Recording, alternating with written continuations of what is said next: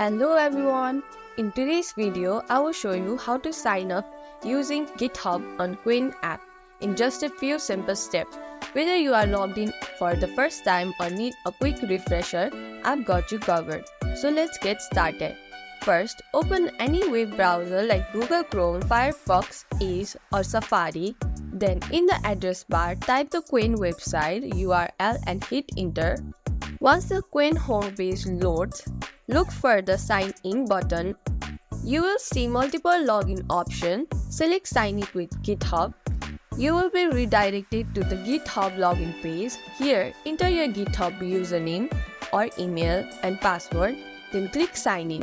And that's it. You are now signed in to Qwen using GitHub. From here, you can start exploring its features and tools. If you found this video helpful, don't forget to like, subscribe, and press the bell icon for more tech tips. Got any questions? Then drop them in the comment below. I would be happy to help. Thanks for watching, and I'll see you in the next video.